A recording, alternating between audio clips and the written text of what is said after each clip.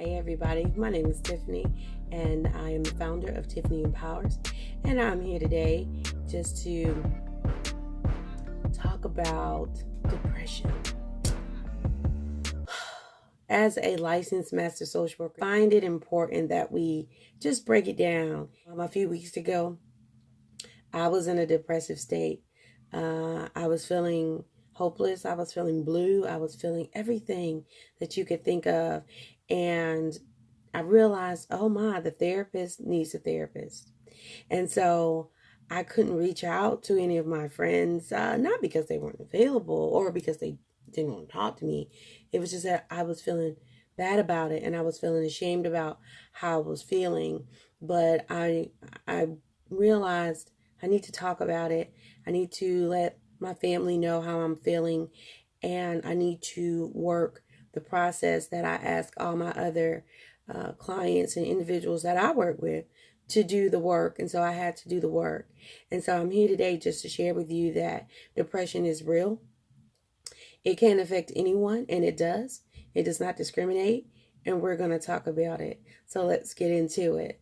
Depression is a mental health disorder characterized by persistently depressive mood or loss of interest in activities, causing significant impairment in daily life. I stay at home with my kids during the week, and I just could not find myself the energy to want to cook or to want to interact with them. I just wanted to sleep, and I wanted to just be alone, and I wanted to just curl up like a little turtle and just sit there. But that is not healthy. I consider myself a pretty strong person, and so do many of my family and friends and other colleagues that know me. But we don't snap out of it. The strong just don't snap out of it. And thinking positive just doesn't work. So that's a myth. That is not true. To say that, oh, you can just snap out of it. That is so not true. Talking about it doesn't make it better. That is not true. Talking about where we are, talking about those spaces that we're in, makes it better, makes it come alive, and we actually can start doing some work to move out of that depressive state. Talking about it works. It helps. It releases you and it frees you up. Talking about it helps. And believing that you're going to snap out of it, that's not true. Some facts about it, about depression. A medical diagnosis is required. We'll talk about what that looks like in a second. Depression is very common. It is a very serious mood disorder. It is not to be laughed at. It is not to be joked about. It is very serious, and it can take some of us to a very deep, dark place, and it's hard to get out of. Great thing about it, though, it can be managed with professional help. Again, as I stated, it does require a medical diagnosis, and it is very serious. Most people that seek help do get better, and that's a beautiful thing. As long as we're seeking professional help, there are tools out there that we can use to actually get better. Here are some signs and symptoms.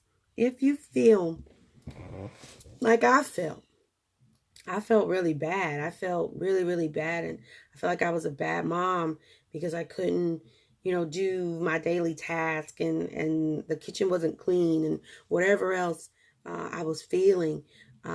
If you feel like that more, just about every day or every other day or nearly every day for at least 2 weeks, I would advise you as a professional to go and seek some additional counseling, get some help. Side note, when you see your regular doctors, tell them how you're feeling, because then they can refer you to professional help to help. If you have a decrease in energy and in fatigue, hello, because I did, If you have difficulty concentrating and you're remembering, your memory is not as good as it used to be. You can't make a decision. I'll never forget. I couldn't make a decision. I couldn't figure out what I wanted to eat. I don't know. What do you want? It was just, and it was persistence. It was all of the time. It was all of the time. Not one day, all the days, okay? Feeling hopeless, feeling pessimistic, very negative, very down about everything.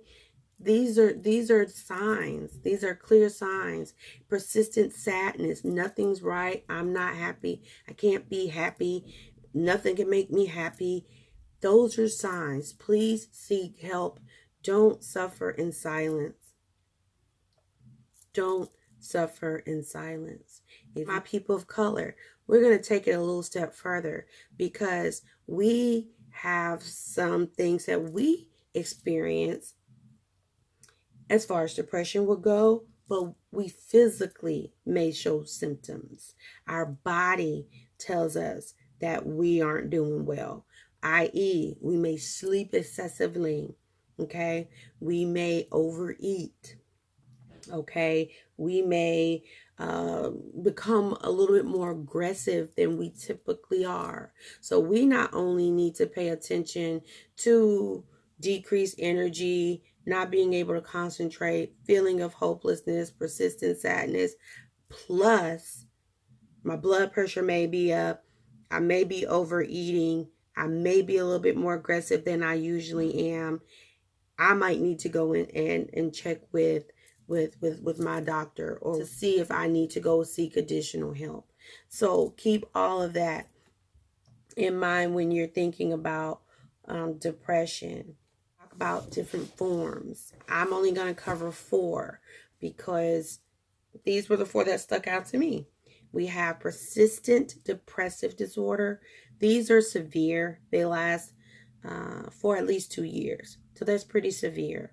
Postpartum depression is beyond baby blues, okay? It's full-blown major depression. It is extreme. It is real. Mothers really do go through it. So if it is real. Be a listening ear. Advice is not given. Just listen. Listening is important, especially when you're dealing with mental illnesses such as depression. We have psychotic depression, which is severe depression, plus some form of psychosis, where you may be hearing things, you may be seeing things that aren't there, but it's all in a depressive state, okay? Seasonal affective depression. That's where I was. It's almost like that cabin fever. I like the sun, so when I can't get it, the winter's here, it's that cabin fever, I can't get out, boom, here it is. The seasonal affective depression is it typically tends to go away as the season starts to change. But I still would say consult with your physician or your medical personnel about how you're feeling, okay? Also keep in mind that there's a few things you can do in the meantime. Try to be more active in exercise. Exercise is good for the body. The body loves it. Try not to isolate yourself. Let others help you. Don't suffer in silence. Don't say you're okay if you're really not okay. Be honest about your feelings and tell others how you feel. We were at a dinner with my brother, and it's like, Tiff, how you doing? I was like, oh, I'm not feeling my best. I said it 3 times. And in me saying it, they heard me, they listened to me, and then they did what they could do to help me. And I appreciated it. And I'm sharing this because understand, even as therapists, we need therapy too. We're not exempt from anything that goes on with everybody else that we treat. So I want to make this very normal and very humanistic for us all, and understand that there's help. And we can get that help if we just don't lie about where we're feeling including myself, always being open and honest about our feelings. Also remember that there is no one-size-fits-all treatment. If you're dealing with these things that we're going to discuss on Mental Health Mondays, and just attack it with all you have. Attack it with all you have, but with tools and with professional help. And I hope to provide that for you right here on this channel. Okay, so if you need any additional information about what we've talked about today, you can visit my website, www.tiffany.empowers.com. You can also media outlets by clicking the links below. If you have a specific topic that you would like for me to discuss, please leave it down in the comment box below, and I'll do my best to make sure it comes up on one of our Mental Health Monday topics. And if you like this video, give it a thumbs up and share. Until next Monday, take care.